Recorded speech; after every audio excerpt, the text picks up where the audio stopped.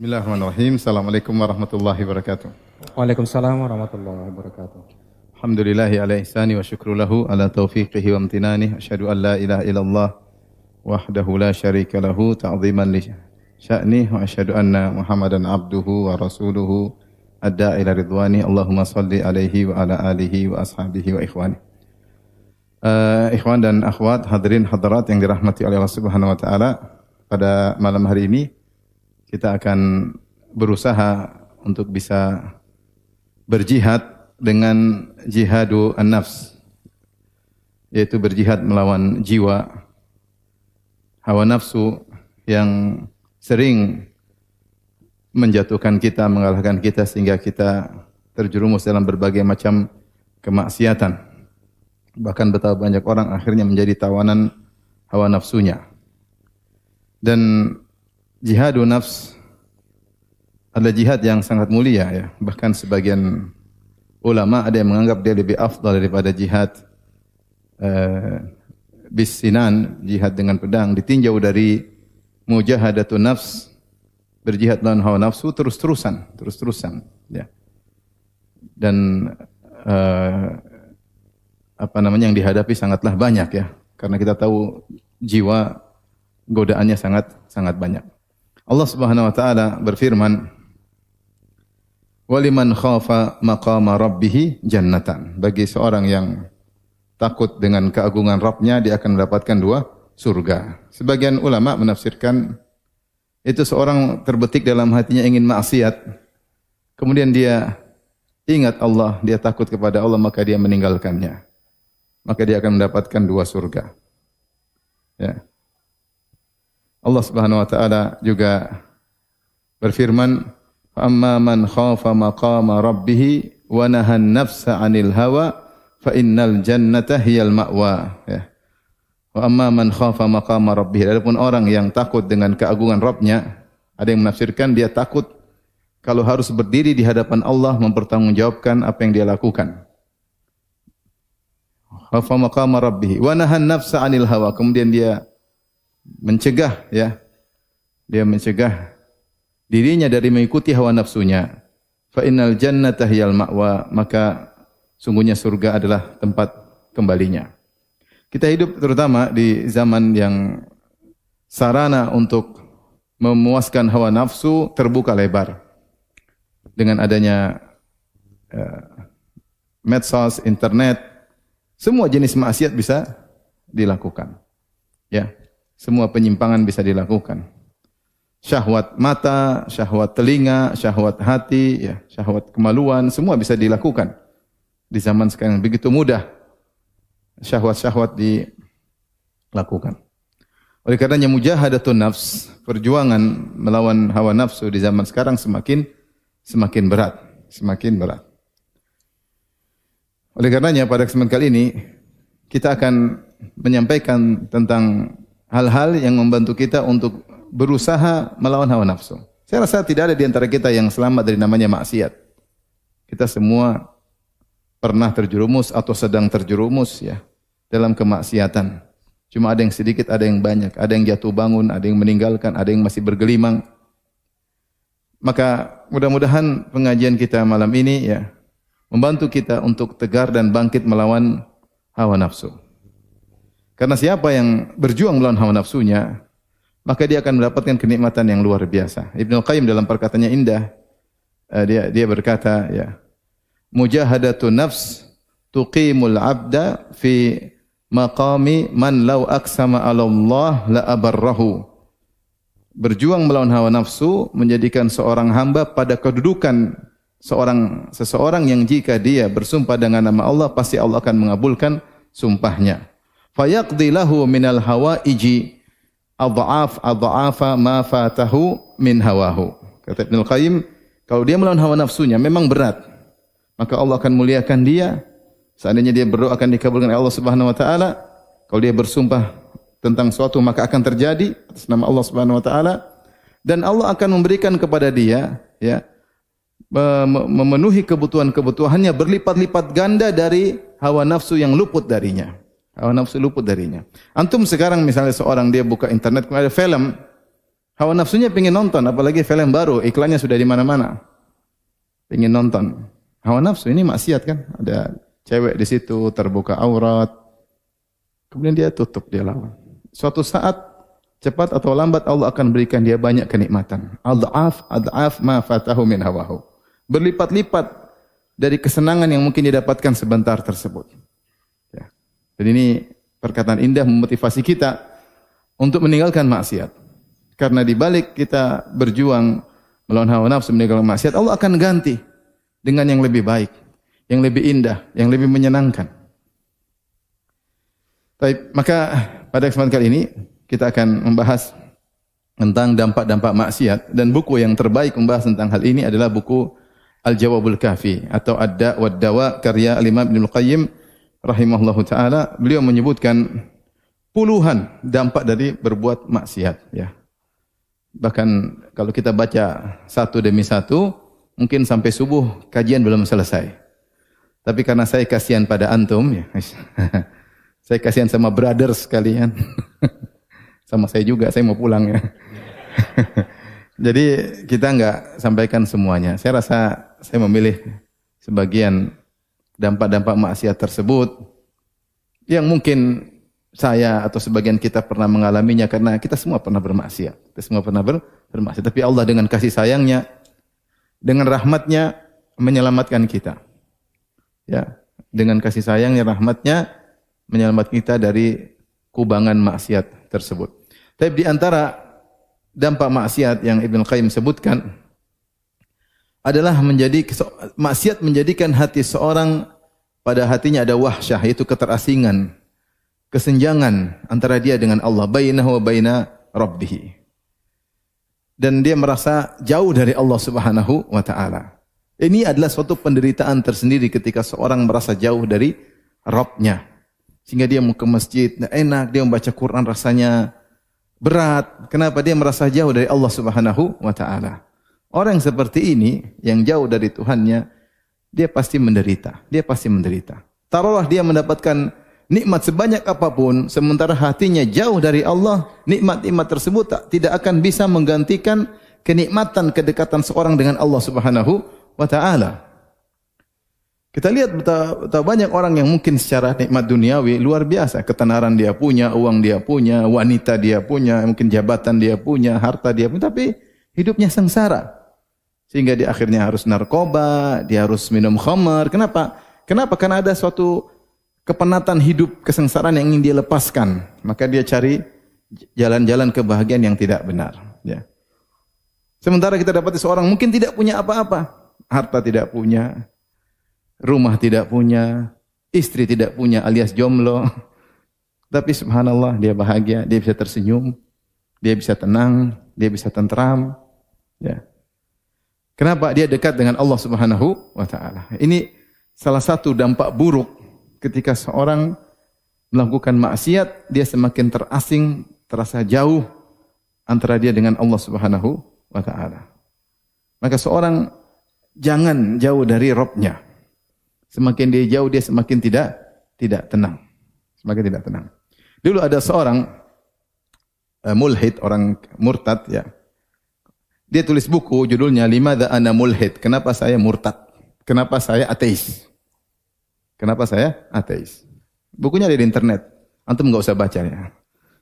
Kenapa saya ateis? Kemudian dia tulis dalam buku tersebut, dia mengatakan benar, kaum mukminin bahagia dengan imannya. Dia akui karena dia pernah beriman. Tapi saya juga bahagia dengan ateis saya. Dia tulis begitu dalam bukunya. Maksudnya dia ingin menyampaikan tidak kenal Tuhan pun bisa bahagia. Saya juga bisa bahagia. Dia tulis dalam bukunya, tidak saya baca bukunya. Tidak tebal, bukunya tipis saja. Akhirnya dia mati bunuh diri. Bunuh diri. Omong kosong, seorang jauh dari Allah pasti dia sengsara. Tanya orang-orang yang bunuh diri, kenapa? Dia jauh dari siapa? Allah Subhanahu wa taala. Kita kalau dengar kisah misalnya artis terkenal yang bunuh diri, siapa? Coba. Siapa? Hah? Siapa? Kurt Cobain. Masya Allah. Itu jadul. Di puncak-puncak ketenaran, iya enggak? Di puncak-puncak ketenaran. Kenapa? Dia jauh dari Rabb-nya, ya. Jauh dari Rabbnya, mungkin khamar, mungkin apa, musik wanita, nah akhirnya bunuh diri. Di puncak-puncak kejayaannya, di puncak-puncak kita lagi senang-senang lagunya itu waktu itu. Ya. Kemudian dia bunuh diri. Penonton kecewa ya. Tapi maksud saya, ini hal yang harus kita renungkan. Kapan kita bermaksiat, kita terasing dari Allah Subhanahu wa taala. Itu tidak bisa dihindari. Makanya Ibnu Qayyim rahimahullah di dalam kitabnya Jalul Kafi dia berkata, "Fayambagi an yu'lam anna adz-dzunuba," ya. Ketahuilah bahwasanya, hendaknya yang perlu diketahui bahwasanya dosa-dosa itu laha adrar, pasti ada mudaratnya, wala bud, dan pasti cepat atau lambat. Setiap maksiat yang kita lakukan itu pasti ada mudaratnya, pasti ada dampaknya.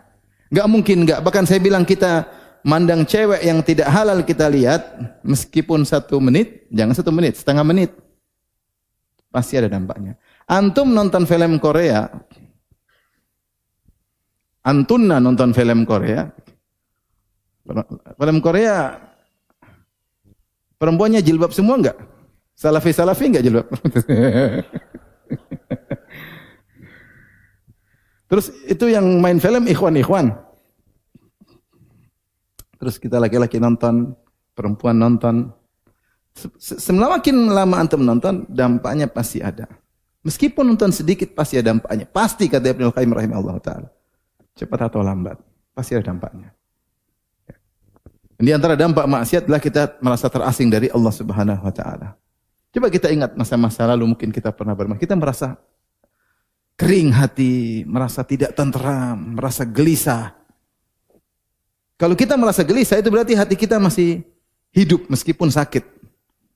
Tapi kalau sudah tidak rasa, tidak punya rasa itu sudah mati. Mati rasa, mau maksiat, mau apa, mati rasa itu bahaya. Itu bahaya. Tapi kalau orang hatinya masih hidup tetapi sakit, dia pasti merasakan tersebut. Bahwasanya dia merasa keterasingan, dia merasa jauh dari Allah Subhanahu wa taala. Taib. Ini dampak pertama. Dampak berikutnya, akibat dari merasa terasing dari Allah, seorang susah untuk husnudzon kepada Allah. Ibnu Qayyim sebutkan juga, di antara dampak maksiat, susah untuk berhusnudzon kepada Allah. Makanya dalam hadis qudsi Allah berfirman, "Ana inda dhanni 'abdi bi, falyadhunna 'abdi ma syaa." Falyadhunna 'abdi bi ma syaa. Sungguhnya aku berdasarkan persangkaan hambaku, dan hendaknya hambaku berprasangka yang dia sukai tentang diriku. In dhanna khairan falahu, kalau dia berbaik sangka dia akan dapat kebaikan. Wa in dhanna syarran, kalau dia berprasangka buruk kepada Allah dia akan dapat apa? Keburukan, kata Allah, terserah. Tetapi masalah prasangka tidak bisa kita atur. Orang kalau dekat dengan Allah, istilahnya dia ikut aturan SOP dia jalankan, dia pagi ini sholat subuh, kemudian dia sholat duha, kemudian dia beribadah, kalau dia bermaksiat dia beristighfar kepada Allah, dia bisa husnudzan kepada Allah. Dia bisa husnudzan. Ketika terkena musibah dia husnudzan, ini pasti ada hikmahnya. Tapi ketika dia bermaksiat, maka dia susah untuk husnudzan. Bawaannya suudzon melulu. Ini Allah mau siksa saya apa lagi? Ini Allah mau apa ini? Mau apa lagi? Itu bawaannya suudzon terus. Dan di antara amal yang buruk adalah amal berprasangka buruk kepada Allah. Adh-dhannina billahi dhanna saw. Allah mencela orang-orang musyrikin, orang munafikin yang mereka kerjaannya berprasangka buruk kepada Allah Subhanahu wa taala. Dan ibadah yang agung adalah husnudzan kepada Allah. Sangat baik. Allah Maha Penyayang. Allah yang menciptakan saya. Saya adalah hasil kreasi Allah Subhanahu wa taala. Benar saya di perut ibu saya, tapi numpang. Yang menciptakan, yang bikin wajah saya, yang bikin tubuh saya, yang kasih rezeki saya siapa? Allah. Jadi saya hasil kreasi Allah, dan secara umum seorang menyukai hasil kreasinya kalau manusia. Ya, Allah lebih, wallahil mathalul a'la, Allah lebih utama. Makanya kata Nabi, Allah lebih sayang kepada hambanya daripada seorang ibu kepada anaknya. Dan itu sangat logis. Tetapi bagaimana kita bisa husnudzan seperti ini? Ketika kita berusaha dekat dengan Allah. Tapi kalau kita maksiat, susah. Dapat bencana, kenapa Allah ginikan saya? Terucap sebagian orang. Kenapa? Apa salah saya? Salahmu banyak enggak? Paham? Siapa bisa husnudzan seperti Nabi Yusuf? Diuji bertahun-tahun, belasan tahun. Ujian yang silih berganti, tidak berhenti. Siapa yang bisa kuat kalau tidak bertakwa? Yusuf alaihissalam dimusuhi oleh kakak-kakaknya. Kemudian dipisahkan dari ayah ibunya. Dilempar, dibuka bajunya, lempar dalam sumur. Dijual jadi budak. Kemudian kerja. Dituduh berzina, dipenjara. Ini bertahun-tahun, ada yang bilang 15 tahun, ada yang bilang 40 tahun. Kapan Yusuf ketemu lagi dengan ayahnya Yakub alaihi wassalam, ada yang bilang belasan tahun, ada yang bilang 40 tahun. Tetapi semua itu dia husnudzon kepada Allah Subhanahu wa taala. Kita baru diuji mungkin baru sebulan sudah susah husnudzon. Suudzon bawaannya, aduh, ini mau apa lagi nih? Allah mau apa lagi nih? Sampai ada orang yang berdoa, suudzon dia. Udah doa-doa enggak dikabulin, capek berdoa. Ada orang seperti itu. Subhanallah. Maka orang kalau jauh dari Allah, dia susah husnudzon kepada Allah. Dan di antara ibadah agung adalah husnudzon kepada Allah. Makanya Qul huwar rahmanu amanna bihi wa alaihi tawakkalna. Katakanlah dialah Ar-Rahman yang Maha Penyayang. Ya. Alaihi tawakkalna. Ya. Maka kami bertawakal kepadanya. Ya. Siapa yang paling berhak untuk kita bersandar menyerahkan urusan kepadanya adalah yang Maha Penyayang. Saya kasih gambaran kalau ada teman kita 5. Semua sayang tapi ada satu yang paling sayang, yang paling ngerti kita, yang paling tahu kita, yang paling perhatian sama kita. Kira-kira kita curhat sama siapa?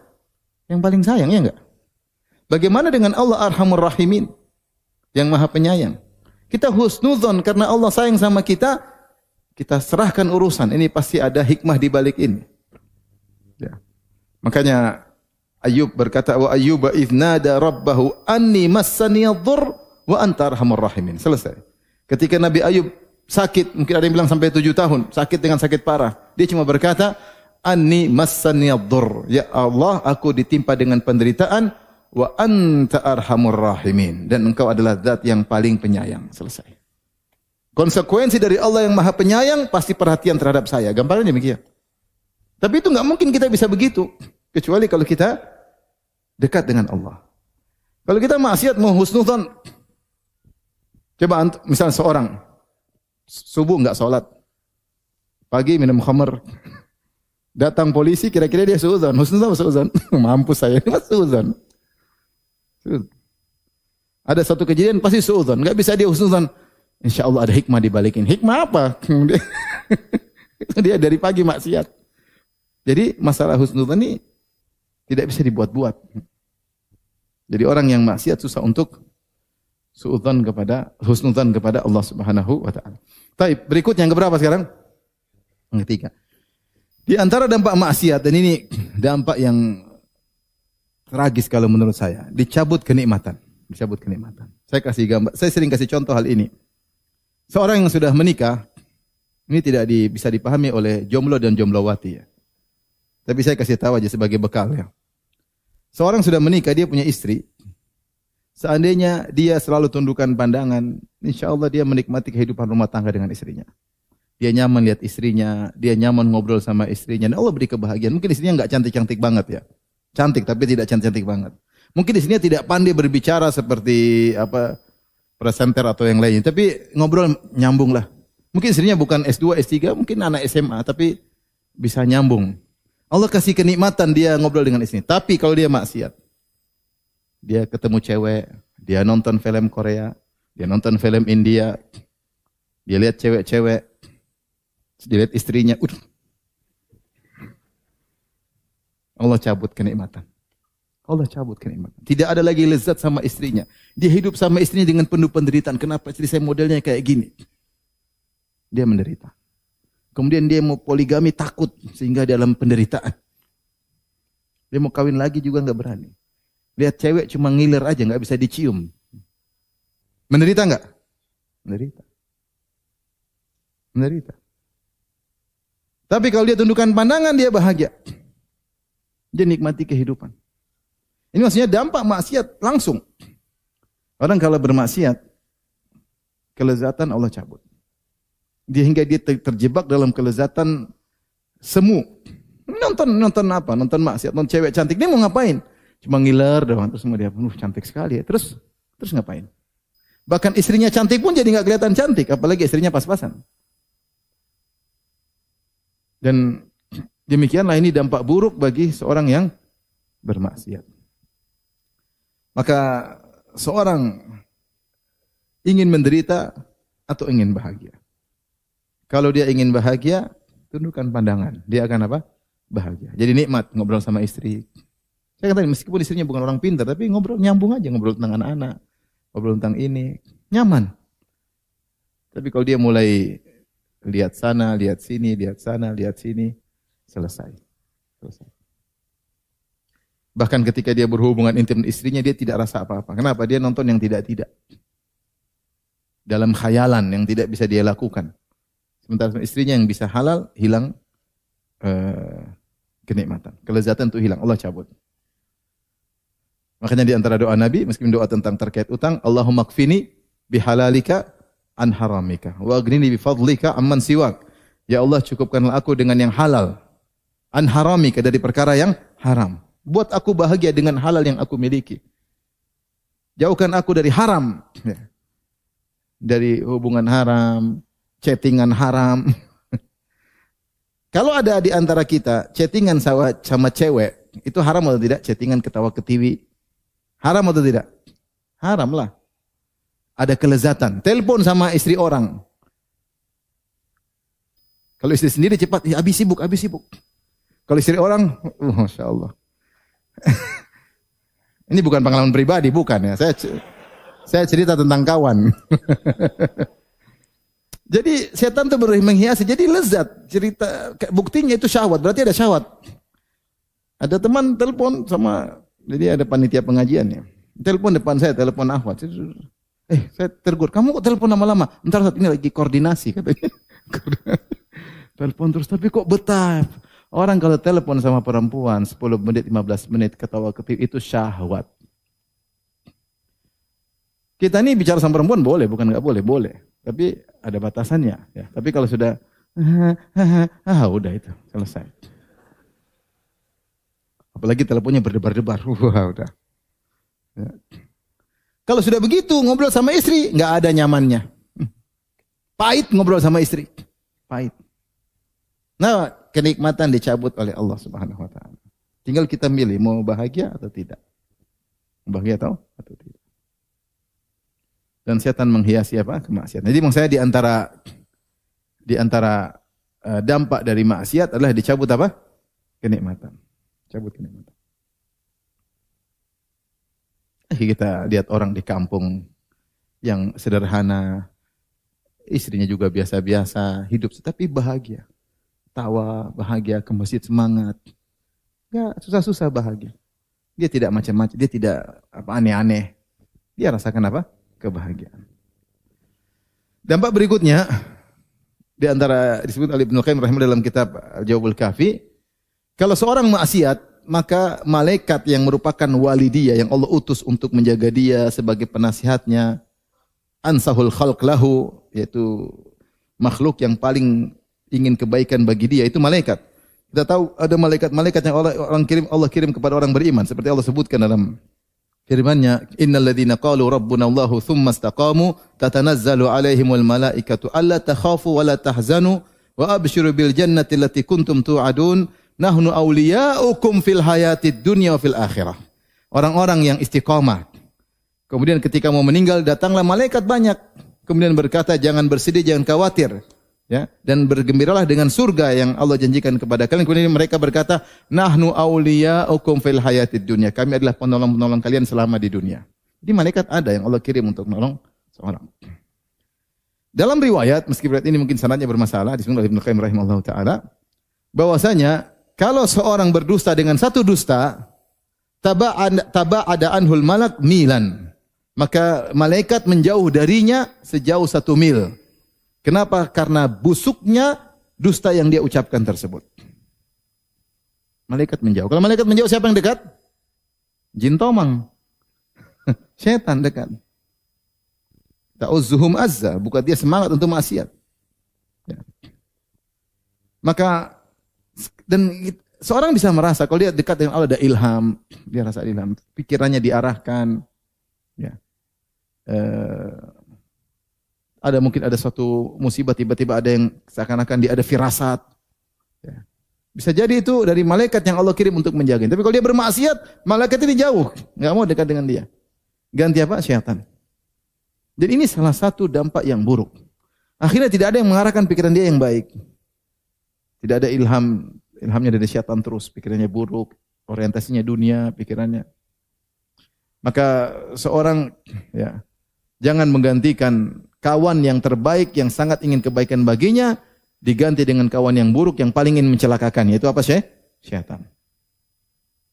Dan setiap maksiat ini Rasulullah sebutkan atau dari riwayat disebutkan satu dusta saja malaikat menjauh dengan jarak satu mil. Kemudian akhirnya syaitan akan menggantikan posisinya. Kita ini terkadang dalam kesendirian. Tapi ada Allah kasih ilham, ada malaikat yang Allah kirim menjaga. Ada malaikat yang Allah kirim. Oleh karena seorang berusaha bertakwa kepada Allah agar dia dijaga oleh Allah Subhanahu wa taala. Baik. Berikutnya yang keberapa? 5. Susah urusan. Orang yang bermaksiat urusannya rumit, susah, buntu, kemana-mana buntu, tidak ada jalan keluar. Ya. Yang bertakwa Allah kasih jalan keluar. Wa may yattaqillaha ja'al lahu makhraja. Siapa yang bertakwa Allah kasih jalan keluar. Wa may yattaqillaha yaj'al lahu min amrihi yusra. Siapa yang bertakwa, Allah akan jadikan urusan yang mudah. Allah berfirman, saya ja'alullahu ba'da usri yusra. Allah akan jadikan setelah kesulitan ada kemudahan. Ini dalam satu surat At-Talaq. Allah sebutkan 3.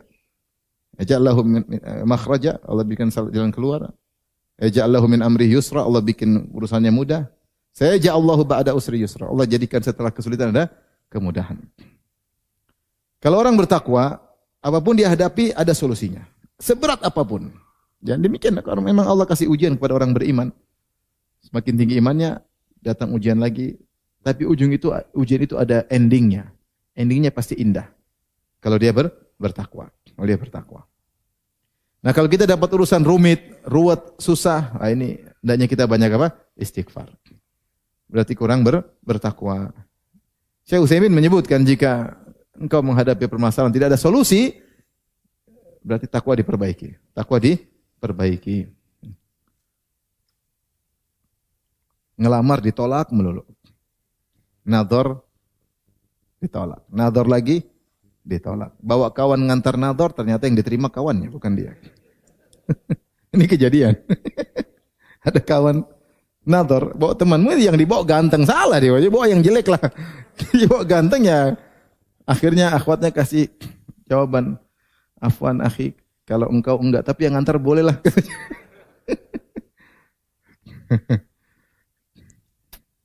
Buntu semuanya. Istighfar. Ya. Urusan rumah tangga, ruwet. Enggak ada jalan keluar. Enggak ada solusi. Ya. Kurang bertakwa, istighfar banyak. Kurang dekat dengan Allah Subhanahu wa ta'ala. Maka seorang kalau dia bertakwa pasti ada solusi.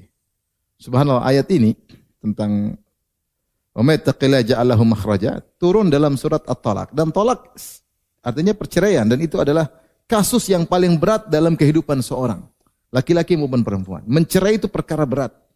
Dicerai juga perkara apa? Sangat berat. Kita misalnya laki-laki cerai istri, ada anak-anak, banyak pertimbangan. Gimana anak-anak, gimana kata orang, apalagi kalau dia seorang yang mungkin public figure, berat. Bagaimana mertua, bagaimana tetangga, berat.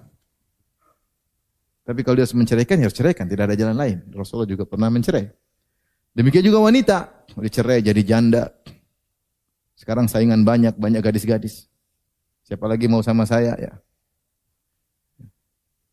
Berat.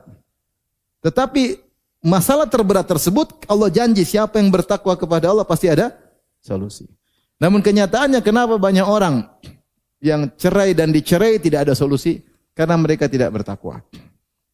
Proses cerai tidak sesuai aturan, ketika dicerai juga keluar dari aturan. Allah berfirman, ya ayuhan nabi, idza talaqtumun nisaa fatalliquhunna li'iddatihinna wa ahsul iddah wattaqullaha rabbakum la tukhrijuhunna min buyutihinna wa la yakhrujna illa ayatina bi fahishatin mubayyinah wa tilka hududullah. Wa may yata'adda hududallahi faqad dzalama nafsah. Wahai orang-orang beriman, kalau kalian menceraikan istri-istri kalian, maka ceraikan ikut aturan. Kapan boleh mencerai? Bukan begitu marah cerai, enggak. Harus diceraikan seorang wanita dalam kondisi suci belum digauli dan talak satu. Wanita haid tidak boleh dicerai. Wanita suci sudah digauli tidak boleh dicerai. Kemudian yang kapan boleh dicerai? Wanita tersebut suci, bersih dari haid, belum digauli. Jatuhkan talak satu. Itu namanya talak sunnah.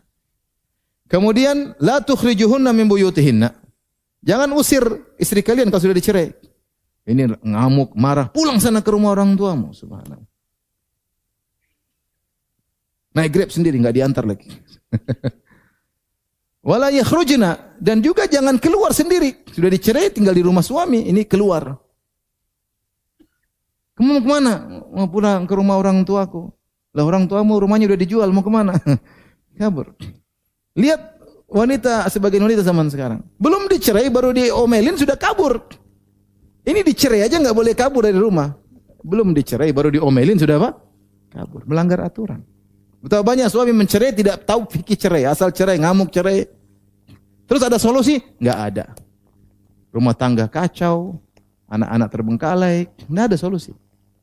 Dan saya rasa masalah paling berat dihadapi oleh seorang adalah kehidupan rumah tangganya. Kalau ini saja Allah janjikan tentang makhraj jalan keluar, apalagi masalah-masalah yang lain lebih ringan. Maka orang yang bertakwa, insya Allah kalau ada ujian itu pasti ada, tapi penghujungnya pasti happy ending.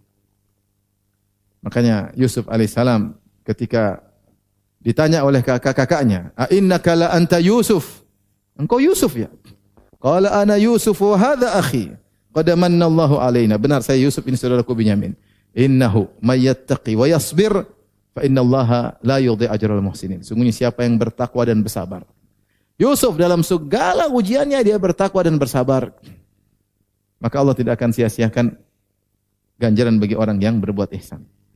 Tapi kita lanjut, yang keberapa? Orang yang maksiat dia akan terhalangi dari ilmu yang bermanfaat. Ya, karena ilmu adalah cahaya dari Allah Subhanahu wa taala. Seperti diriwayatkan Imam Syafi'i berkata, "Syakautu ila Waqi' su'a hifdzi fa arsyadani ila tarkil ma'asi wa akhbarani bi anna al-ilma nurun wa nurullahi la yuhdahul 'asi." Aku mengeluhkan kepada Waqi', guruku, ya. Kata Imam Syafi'i rahimahullahu taala, ya. Waqi' bin Jarrah Ru'asi, aku geluhkan kepada guruku tentang buruknya hafalanku.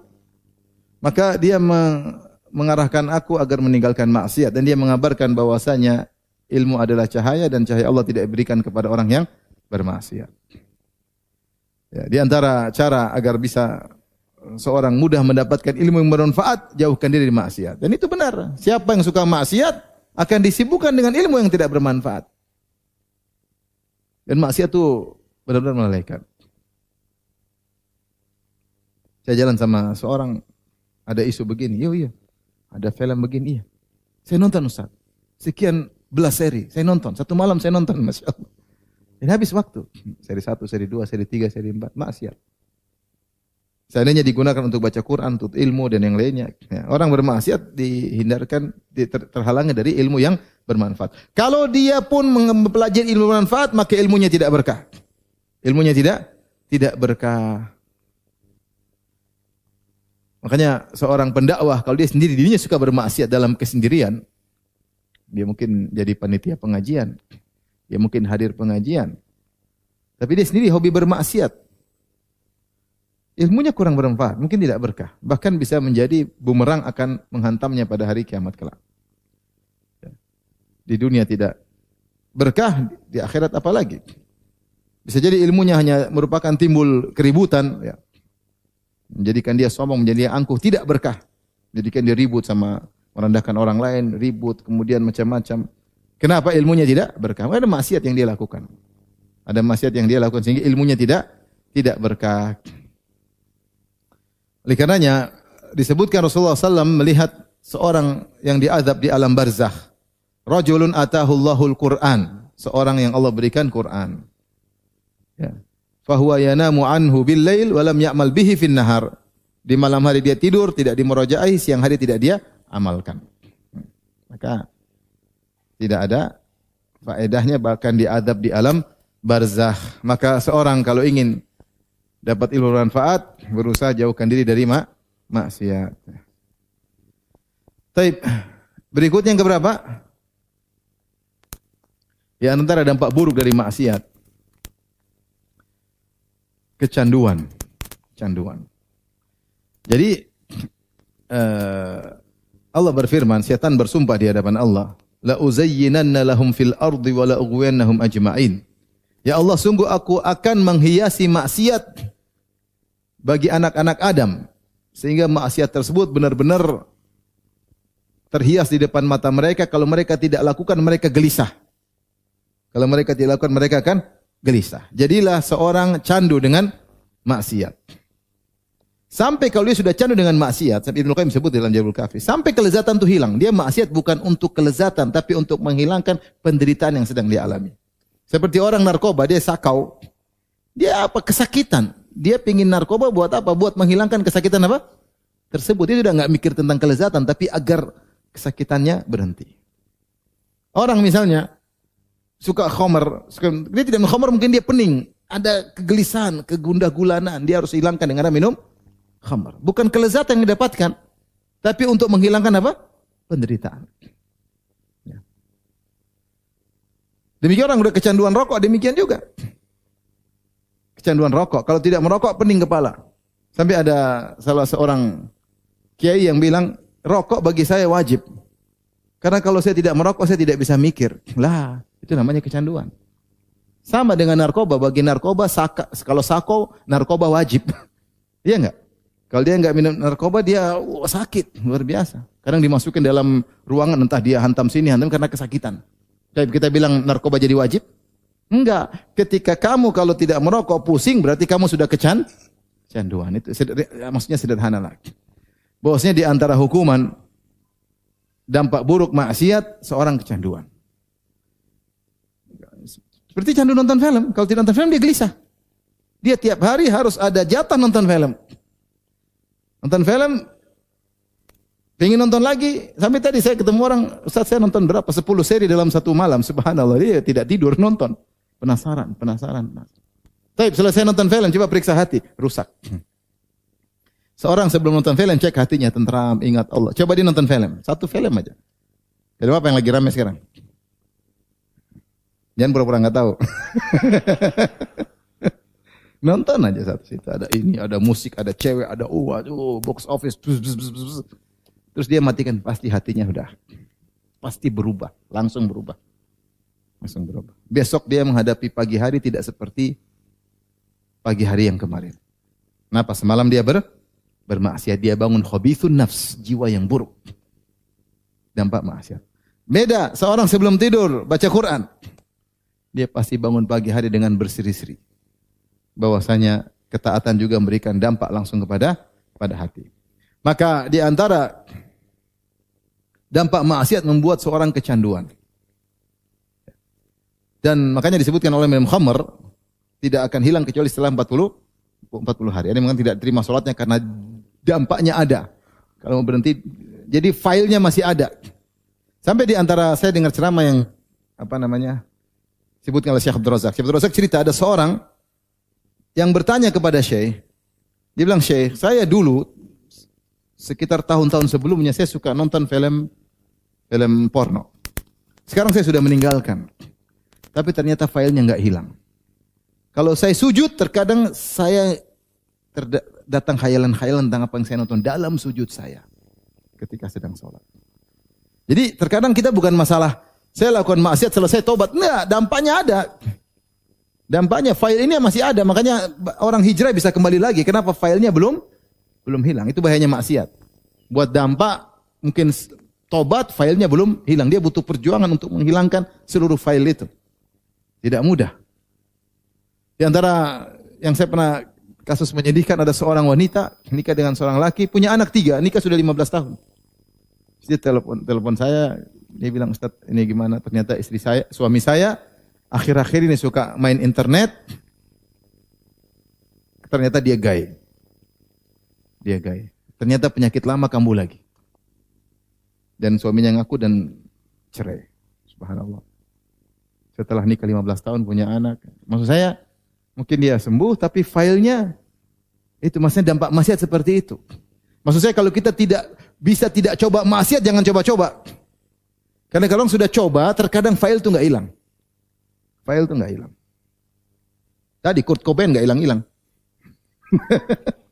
Kurt Cobain nggak hilang-hilang. Mau diapain? Sudah terlanjur. Mau dihilangin nggak bisa-bisa. File hilang. Nanti kalau kita lagi jalan tahu-tahu lagu Kurt Cobain, tahu-tahu tangan goyang sendiri. Kok goyang sendiri? Tanpa kita sadari. Insya Allah dimaafkan karena nggak sadar. Saya pernah naik pesawat sama istri, tahu-tahu tangan saya goyang. Istri, goyang sendiri.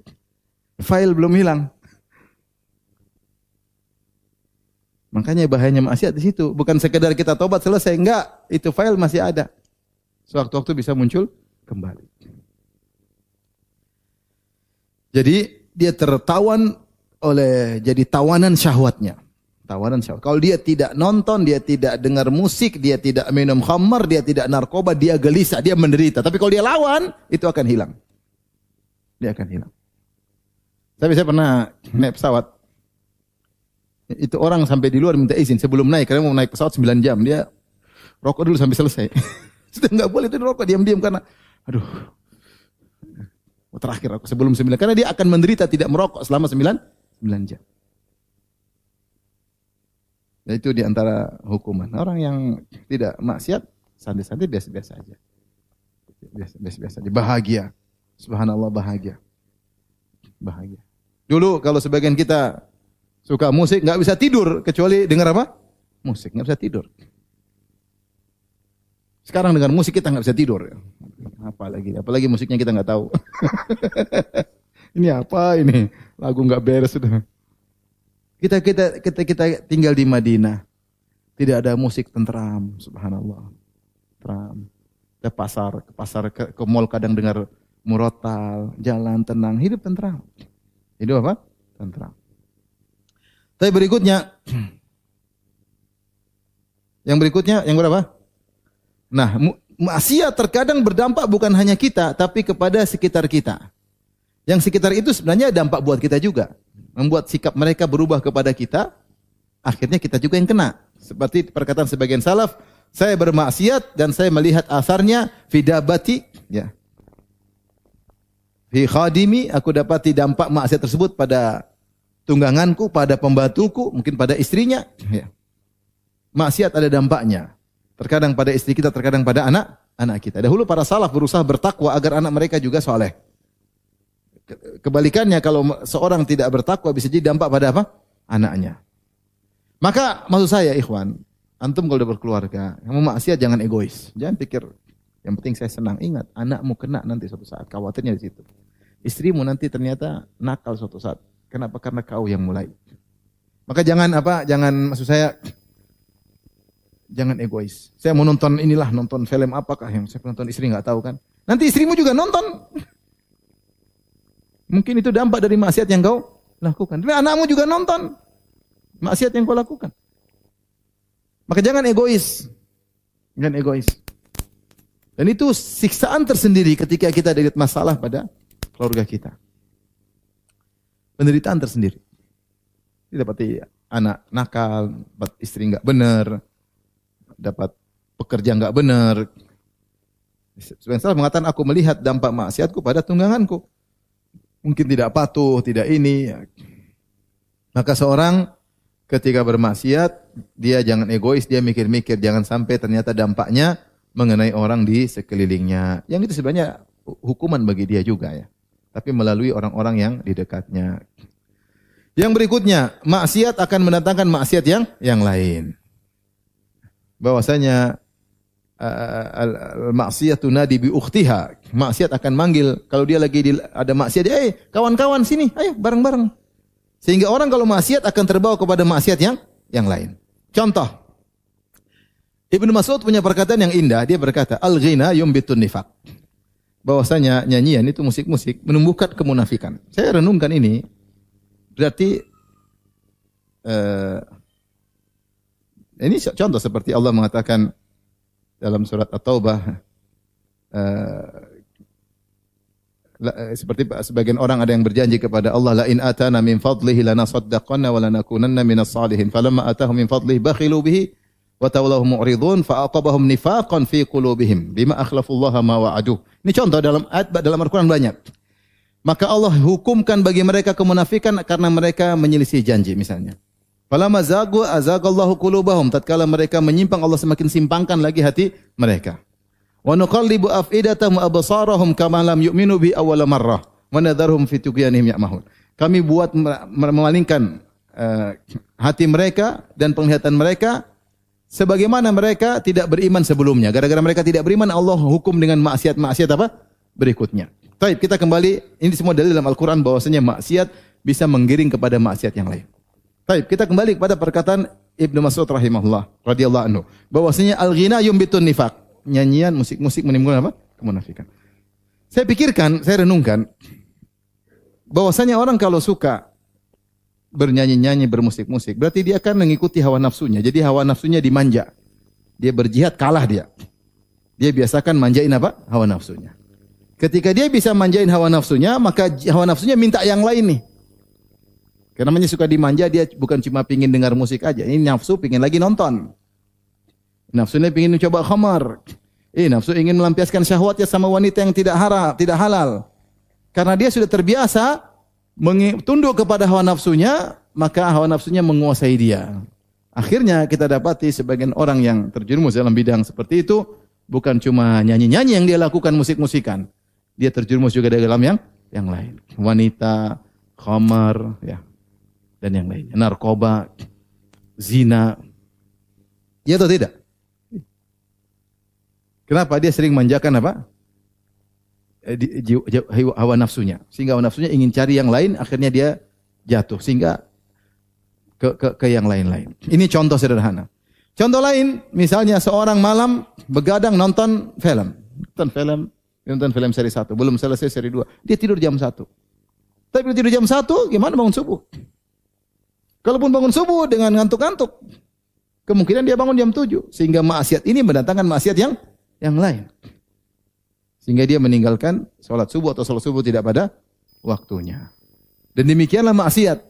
Seorang melakukan maksiat tidak cukup sampai di situ. Ingat, hati-hati. Ketika itu melakukan maksiat, maksiat akan mendatangkan yang lainnya. Itu masalahnya. Kita bukan cuma satu maksiat. Maksiat ini bawa temannya. Sehingga terjerumus ke sini, terjerumus ke sini, terjerumus ke sini. Lengkap. Kalau sudah sering bermaksiat, ya sekalian aja deh. Kapan lagi? Kata Ibnu Qayyim, kalau seorang berjalan, kemudian dia lihat ini, dia hati-hati. Ibarat orang lewat di jalan penuh duri, ada duri kecil, duri besar, setiap lewat dia hati-hati. Setiap ada duri dia cabut, dia perbaiki. Insya Allah dia hati-hati terus. Tapi kalau sudah injak duri darah, ya sekalian aja katanya, sekaligus. Sama seperti orang lewat di pecek. Kalau dia jalan pelan-pelan, sedikit, sehingga peceknya cuma sedikit. Tapi kalau sudah kena banyak, sudah dia cuek aja. Orang begitu kalau maksiat. Wes kadung kalau bahasa Jawa. Sudah terlanjur bahasa sudah tenggelam dalam maksiat. Tinggal berapa menit lagi? 10 menit lagi. Yang keberapa sekarang? Di antara dampak maksiat kita terhalangi dari ketaatan. Dan ini di antara yang harus kita renungkan. Ya. Kita misalnya maksiat, kita nonton film 1 jam. Seandainya kita nonton film, mungkin kita bisa gunakan untuk ketaatan yang lain. Entah baca Quran, entah ngobrol sama istri, entah telepon kawan, entah telepon keluarga, silaturahmi, entah bermain-main sama anak-anak, punya hak anak-anak, untuk ngobrol sama anak-anak, entah kita baca buku. Ini semua ketaatan. Ternyata kita ganti dengan apa? Dengan maksiat. Dan coba kita renungkan, kalau setiap hari kita nonton film 2 jam, setahun berarti nonton berapa jam?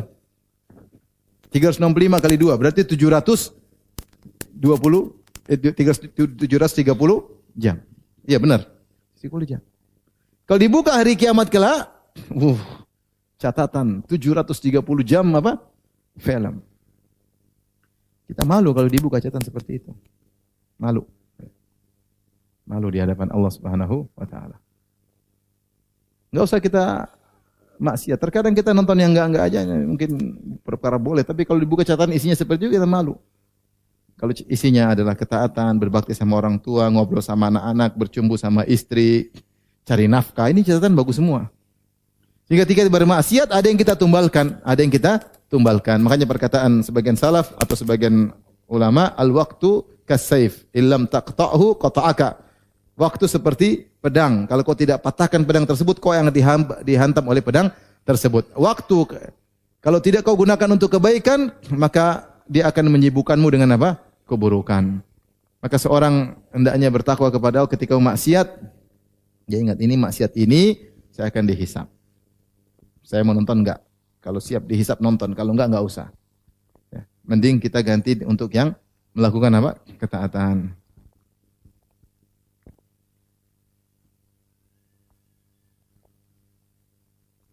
Di antara dampak maksiat, menghilangkan gairah, kecemburuan.